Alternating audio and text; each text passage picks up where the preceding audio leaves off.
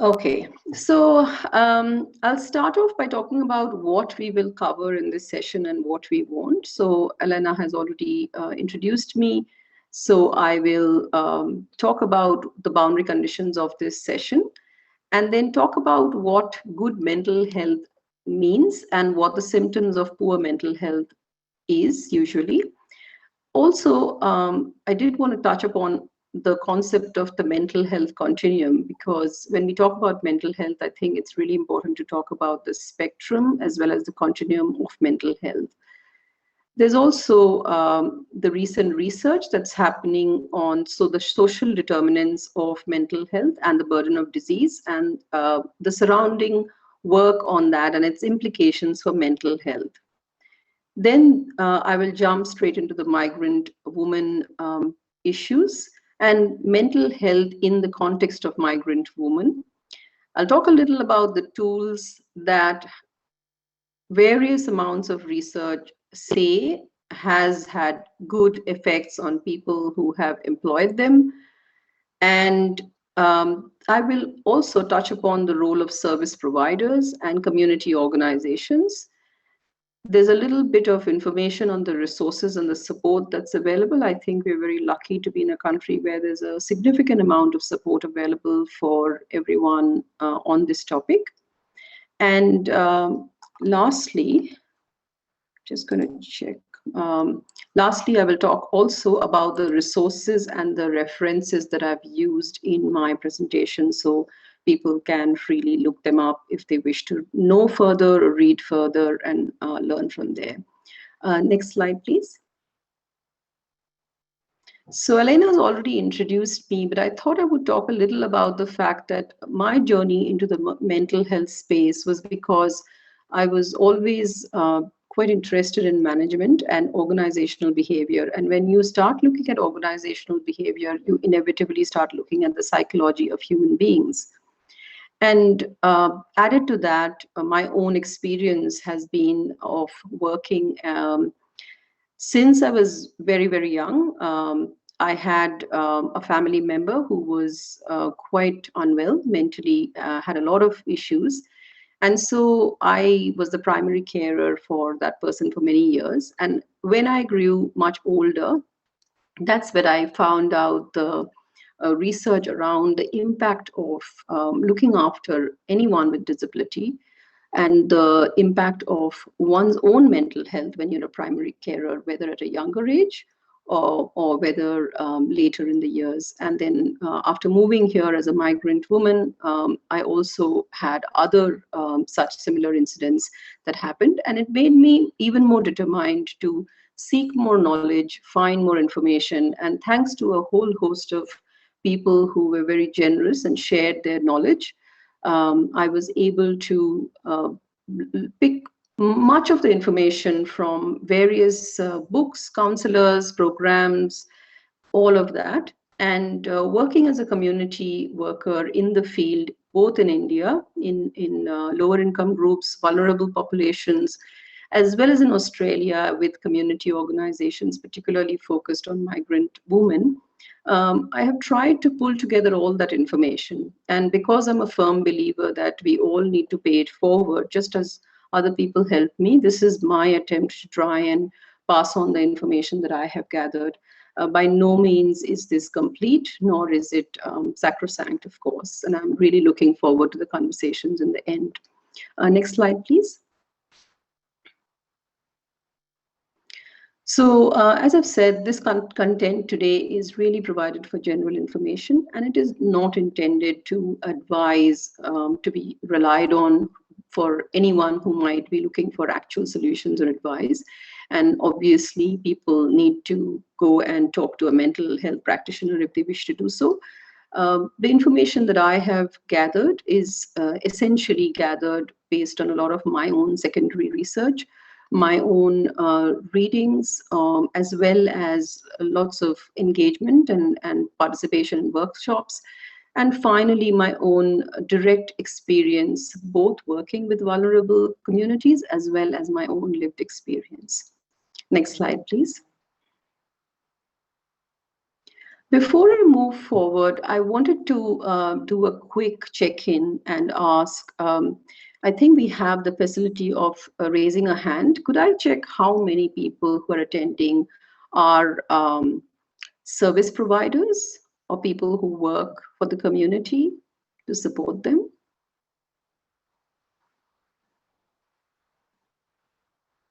Wow, that's incredible. I can see that there's a very, very large number of people. So I hope this is all going to be quite useful for you.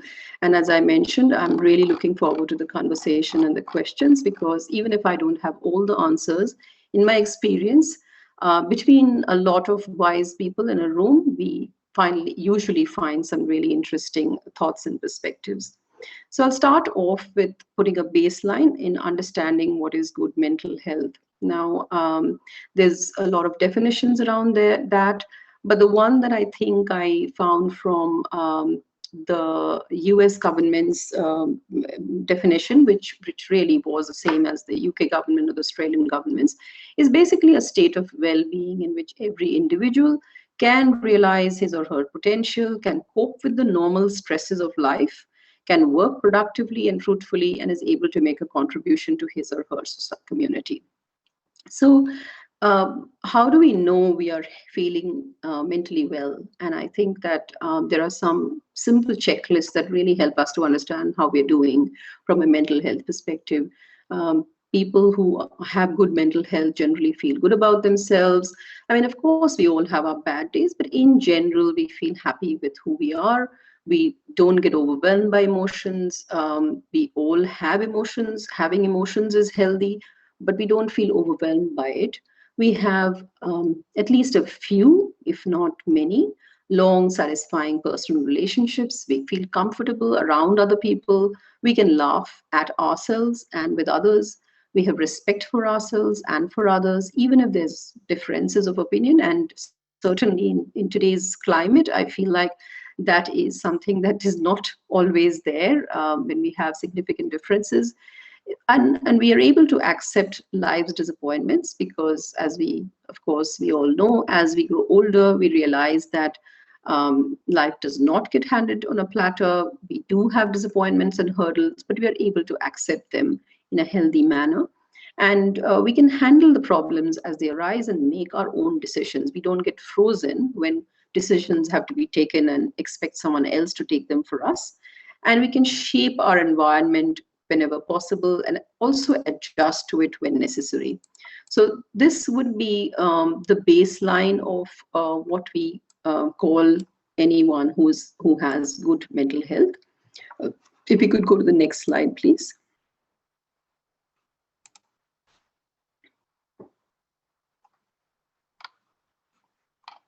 Hello? Just checking that. Oh, sorry, could we go back to the old slide earlier? Yeah. So as we know, as we've now dealt a little bit with what is good mental health, it's probably appropriate to also look at what is poor mental health. And having a checklist again is really handy because that way we understand when we're not doing well. So what are these symptoms? There's eating or sleeping too much or too little. So we often hear the word these days, the phrase used that eating our emotions. And very often this is a sign of poor mental health when we are not eating because we are hungry, but we are eating because we are upset about something, but we haven't recognized it. Pulling away from people, moving away from our activities, really wanting to be alone all the time. I think everyone loves a bit of solitude, but when it gets beyond normal, that would probably be a symptom or a sign that something's not quite okay.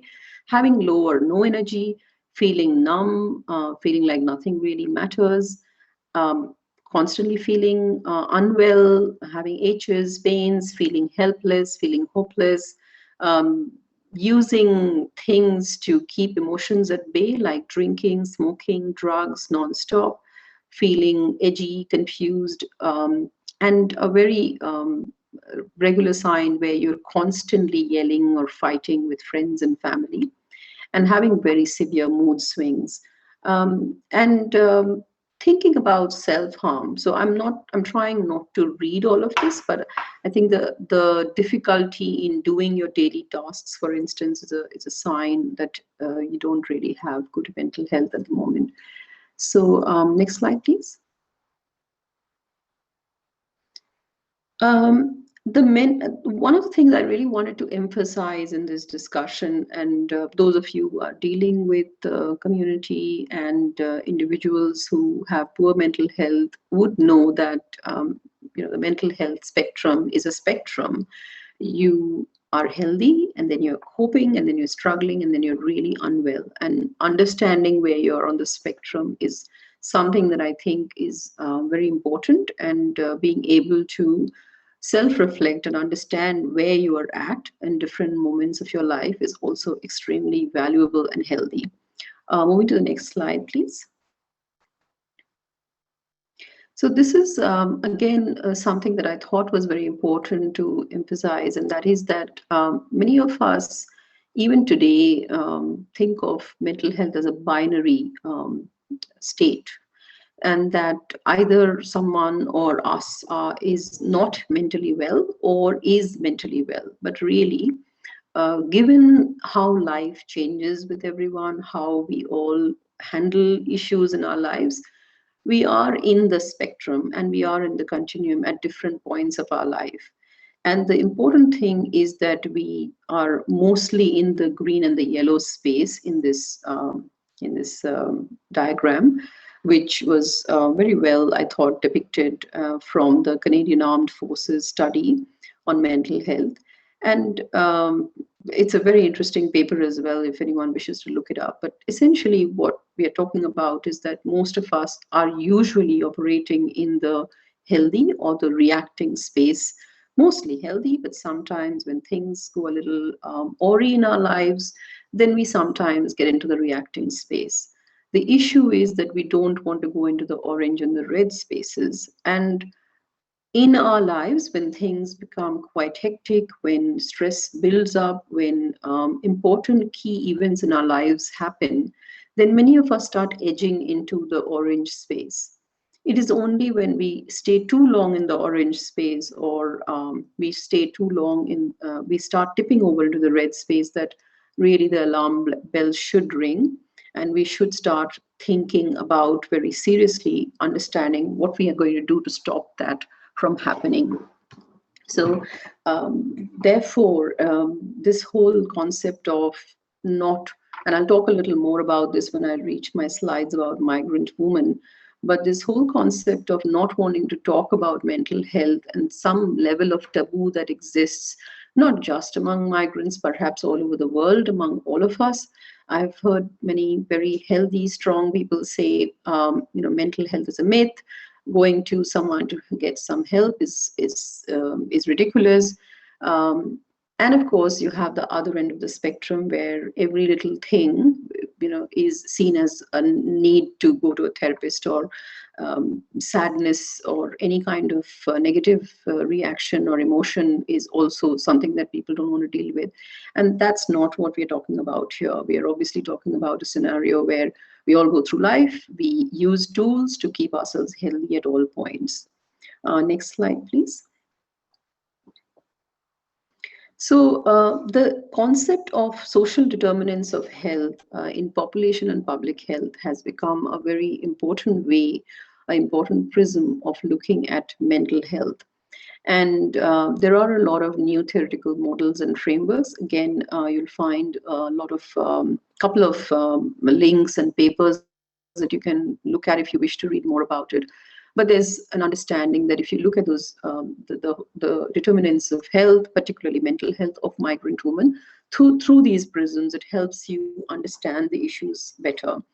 And those common determinants of health from a social perspective are really the socioeconomic position, the experiences in early life, the amount of social inclusion or exclusion that you face, your opportunity for work, the levels of unemployment, the amount of support socially that you receive, the level of addiction, food, access to food, quality of food, and quality of transportation and ease of transportation. There are some other accepted social determinations of health as well, which include housing and the safety of housing, the convenience and accessibility to housing, and the living environment, health services, and the issues such as disability, which in itself is a very big intersectional issue in itself. Next slide, please.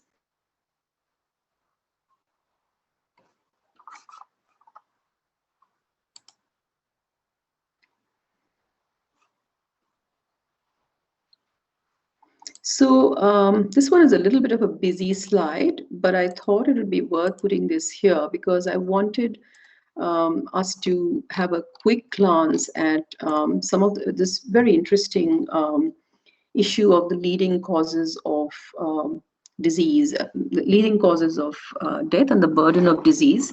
And if you look at this chart, and this is from the Australian Institute of Health Welfare, and it's the 2019 publication, it shows the age groups and the issues that are faced. And if you look at the purple boxes at the various ages, so from between the years of 5 to 14, you start seeing anxiety disorders and depressive disorders and conduct disorders. Age 15 to 24, you continue to see anxiety disorders and depressive disorders, and you also start seeing alcohol use disorders. And then between the age of 25 to 44, you continue seeing anxiety disorders and depressive disorders. And then lastly, age 45 to 64, you see anxiety disorders, which are some of the key reasons for the burden of disease and causes of death. Now, I thought it was interesting and somewhat depressing that people in our communities as young as 5 to 14 and 15 to 24 are facing such mental health challenges.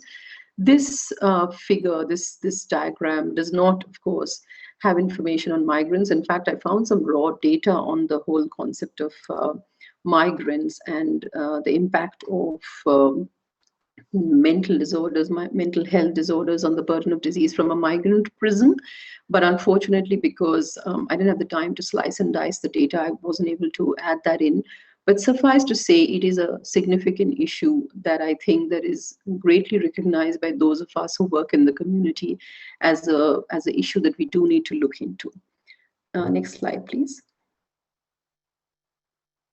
So I can see that some people have started putting in some questions, and I appreciate that. And in the end, of course, we will start looking at some of those questions and see how many I might be able to answer. And others in the room, I hope, will also pitch in with their wisdom and their knowledge as well. So I thought it'd be useful to talk a little about why it matters and why we care about this issue. Because very often we think about mental health as an individual problem. And I know that many of us are beginning to understand the impact. Now, I can tell you, I think it's sort of, I want to be as open as possible to say that when I first came to Australia and I started engaging in certain primary care responsibilities in my own personal situation, and started looking at my own life, particularly when I remembered my own very deep depression phase after my child was born. And of course, it was like 16 years ago. I did not know it was postpartum depression. I just didn't know why I did not want to get up. Although I had a very significant career, I loved what I did. I had friends, family, etc. But postpartum depression, of course, is a very different issue. But the symptoms were deep. They really affected my well-being and also made me start thinking about what that all means. And similarly, what it also made me realize is that when you are not healthy, and we all say this in Australia all the time, that as a parent, you have to do your best to be as healthy as possible so that you can look after your family better. I won't say as a parent, I would say as an individual. Not only are you responsible for yourself, but people who have any issues which are not normal or have poor mental health, it does have a very significant effect on families and caregivers. And that is often something that sort of gets not well understood or not so visible. And I think that more and more people are beginning to realize that it is not just an individual issue. Family and caregivers who are actively involved with providing such care for anyone in their close vicinity are also affected and unable to work at full capacity. There's decreased economic output, there's reduction in household income, there's loss of income, there's financial cost of caring, there's a risk of poverty, particularly if you are a migrant or a vulnerable group. And there's actually significant chronic and emotional upheaval and social isolation often results. So when you have a family member who has poor mental health, you'll often find the entire family starting to isolate themselves, starting to avoid engagement because of the complications that it brings in. And of course, lastly, it has significant impact on children, which is an intergenerational effect because then they carry poor mental health and so on and so forth with their children. So it's certainly a lot bigger than simply the issue for that specific child. Next slide, please. I'm conscious that we are at the 30-minute mark nearly, but we'll get to the migrants for sure very soon. But I just wanted to set the stage, and many of the things that I'm talking about are very, very directly connected to the migrant woman situation. Effects on society, that it does have an impact on gross national product, and there's a huge loss of productivity by itself. So it's not just that it's a bad thing for the community, but when we look at the impact on mental health public issues, it's a significant burden on national economies and international public health efforts. And there's quite a bit of statistics about how it impacts people across the community and the nation. And then, of course, it also has profound public health implications. This was an interesting one when you have inappropriate use of medication and leading to drug resistance and having a long-term impact on population groups as well. And then, of course, there's increased risk for children's health. Next slide, please. So jumping into the whole issue of migrant women and mental health. Now, here I had talked about the social determinants of mental health, and I thought that the paper by Mahin Delara, which talks about the impact of the factors that determine the mental health of immigrant women, was really well written. And again, you'll find the reference both here as well as in my last slide, which has the references. But when you look at it, it really is not.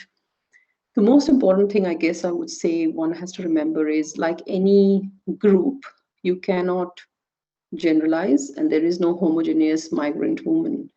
The levels of cultural, religious, and other country of origin expectations, the socioeconomic class or classification or structures, the community and health system levels of both the place that the migrant has come from as well as the place they have come into, both play a very big role on what the person's mental health will be.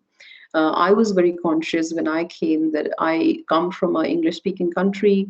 I was fortunate that even though my early years were very different, my journey has taken me to a space where I was able to explain what I wanted, or what I was able to find information and resources as I needed them. Not everyone might be able to do that. So how does that affect the mental health of the participants? So going to the next slide, please. I'm going to talk a little more about that. So this is the slide where I just wanted to touch a little more in detail about it. So I think the important thing to remember is when you think about a migrant woman, you typically think about a person who may have very little knowledge of English. Might be English as a second language, might have a lot of cultural baggage. I wouldn't say baggage, but different cultural lens, a different way of approaching things, may have challenges in settling down, employment, mobility, all of that. But that's not necessarily the case or necessarily true for every migrant. So understanding and trying to map the migrant woman's journey through these determinants, I think would be useful in understanding the level of support or level of mental health engagement that is required. So the history of the migration. So whether the person concerned came because of education or because they were fleeing some untenable situation in their home country.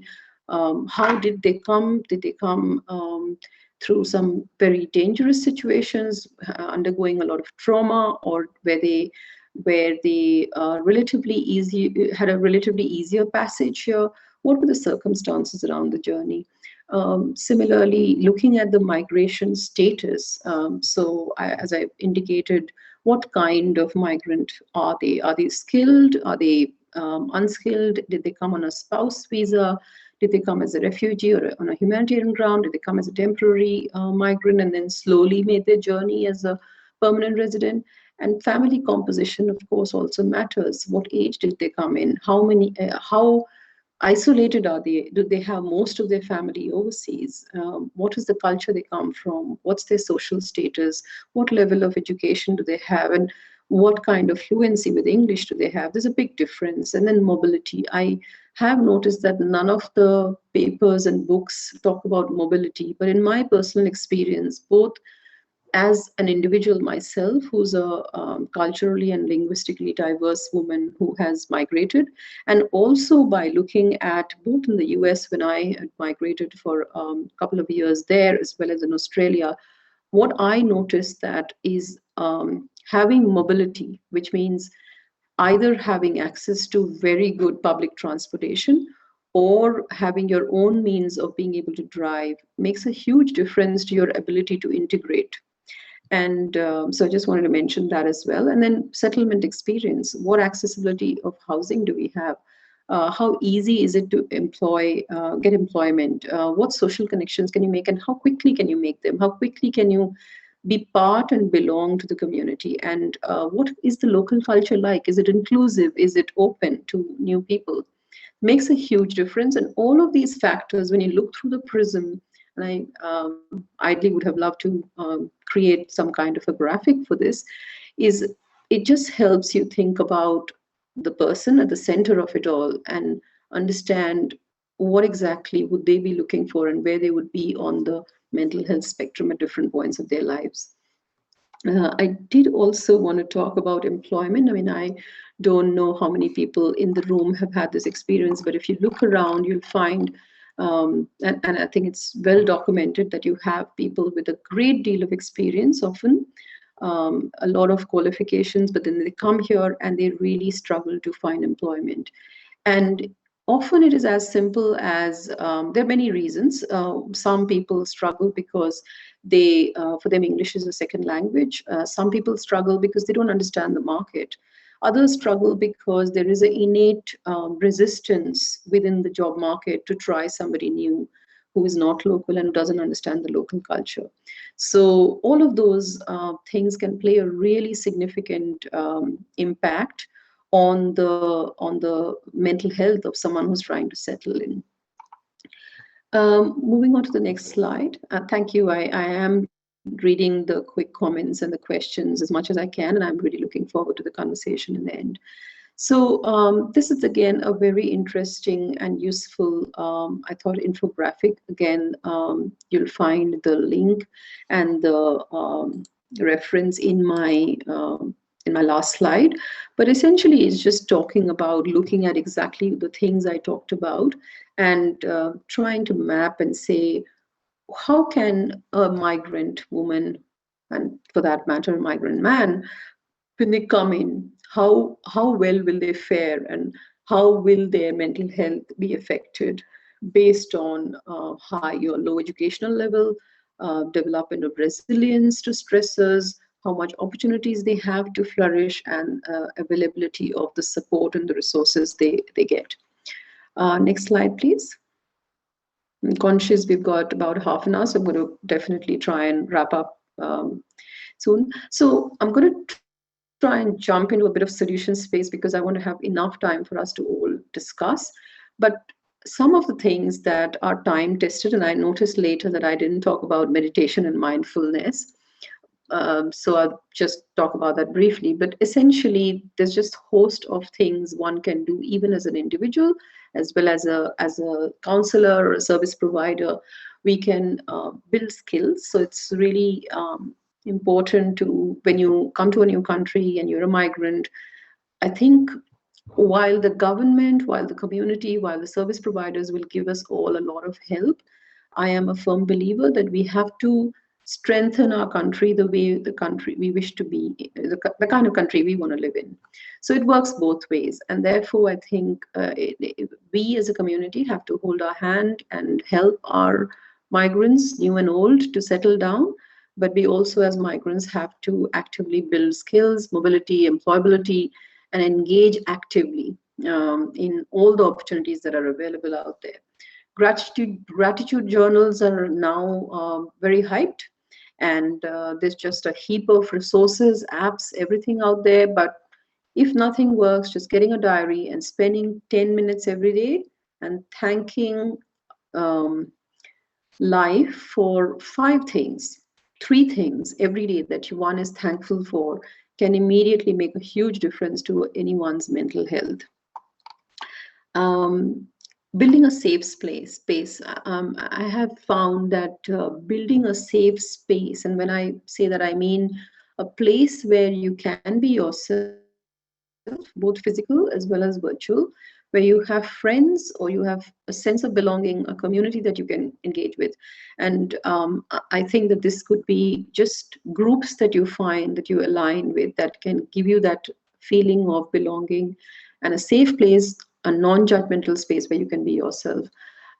Huge believer in removing energy vampires. It may sound ruthless, but I think it's very important that we cut ourselves off from, gently, respectfully move away from people and situations that are avoidable and are not adding value to our lives. Australia has a fairly healthy approach to community engagement, and certainly I am a firm believer that all of us should try and do at least a little bit of community work, if not more, depending on our availability, our capability, our free time, etc., and everything else that goes on with us.